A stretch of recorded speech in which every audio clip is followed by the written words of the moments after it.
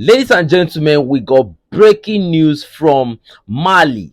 The president of Mali, Assimi Goita, recently he dissolved all the political parties after opposition were already preparing, to counter him, to go against him in a democratic, election. But now they have extended his tenure by 5 years. Just after this, 11, Malian politicians have been arrested. And what did these 11 Malian politicians do? That during their time in office, they stole the sum of 80 billion CFA franc during their 4 years in office. Why is it that this democracy thing always goes for 4 years in Africa?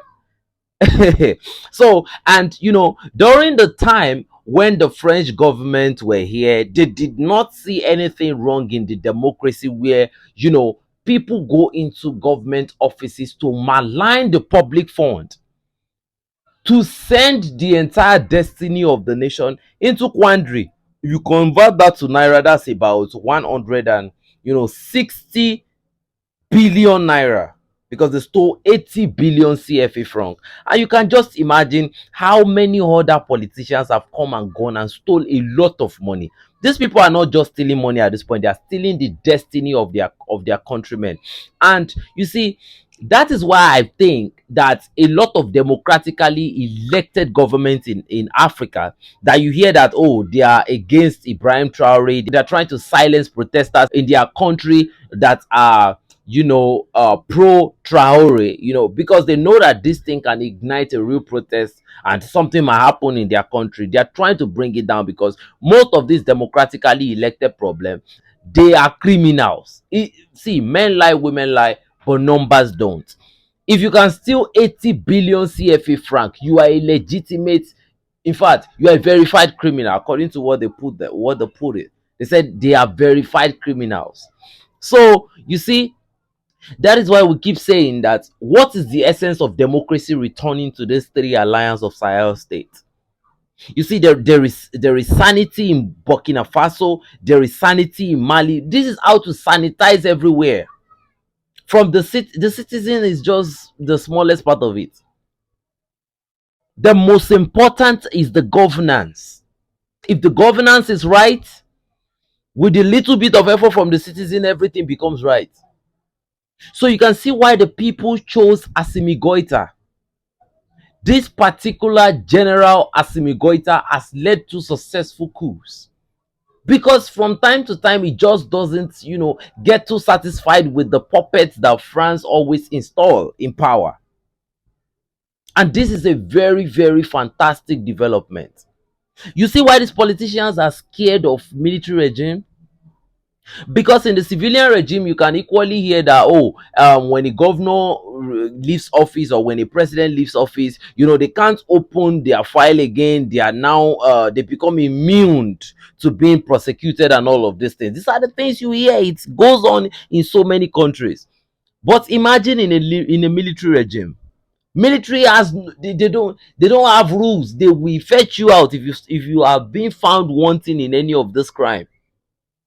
So now everybody will be sending a message to the Malian the political community, that this is war against indiscipline. This is zero tolerance for corruption. In fact, I would have preferred these people to completely nullify democracy, because this is pure fact that democracy is a system of government that enable criminals and Western stooge. I love what Assimi Goita is doing. This is how to move the alliance of Sahel forward.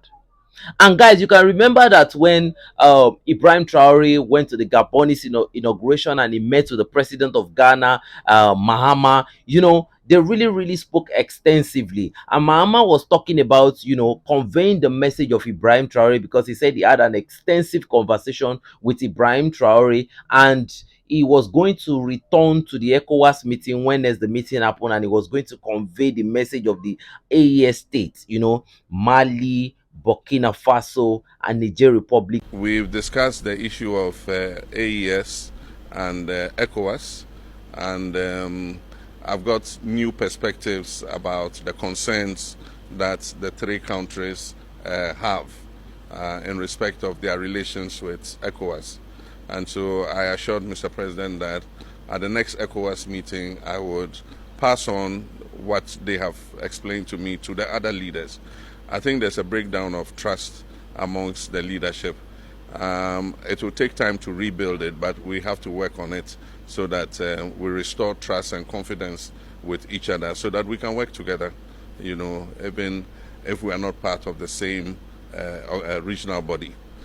Discuss the issue of our economic relations in respect of trade between our people, free movement of our people between our countries, and how we can improve the transit trade through Ghana for Burkina importers who bring their goods through Ghana to Burkina, how we can improve the transit corridor so that they're able to do that without any disturbance.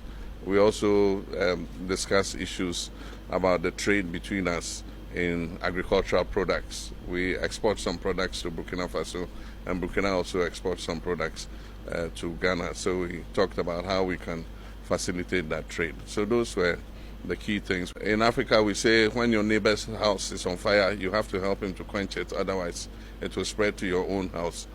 This issue of terrorism started with Mali, and it spread gradually into Niger and now into Burkina Faso. And like I said, terrorism is like a cancer. If you don't fight it together, it will spread throughout the body. So how we can collaborate in terms of the fight against terrorism is another issue we discuss. So how we can increase the supply of power to Burkina Faso, electricity exports to Burkina Faso, and also the transit corridor for petroleum products. Recently, Burkina has bought a storage terminal in Tema, and so we're looking to see how they can use the pipeline. We have a pipeline to Bolgatanga, and we want to extend it to Ouagadougou so that we can push the fuel and diesel products through. And so these are mainly the issues we discuss. We're also looking at a possible direct flight from Accra to Ouagadougou at least once a day. There's an airline in Ghana that wants to start that flight. So to me, in the way I see it, I think some of the things that the AES will be demanding for is their terms that the ECOWAS leaders cannot meet. Because I'm telling you, these guys look like they don't have any level of tolerance for criminals. They don't. And in fact, corruption too. To be honest with you, the way I see things, right? I see these guys cleaning up their environment first. And if anything is good is going to come out of Africa, is going to start with these three alliance of Sahel states. In my own opinion, I give my verification to whatever the alliance of Sahel states is, what they are trying to do. Even though President Mahama is saying that they will try to, settle there's nothing to settle at this point. Light and darkness cannot meet, in my own opinion. They cannot mix together. Even though I am not a Burkinabe, I'm not a Malian, or I'm not a Niger Republic person, I will tell you I love what these guys are doing. I'm proud of them. Imagine being proud of somebody that is not my own president. These guys just have too much good reputation. I don't care how they got power, and I pray they remain there. They remain there because with proof is in the pudding. These guys cannot be compromised. Guys, tell me your opinion in the comment section below. What you think about this development? Is democracy still the way forward for Africa?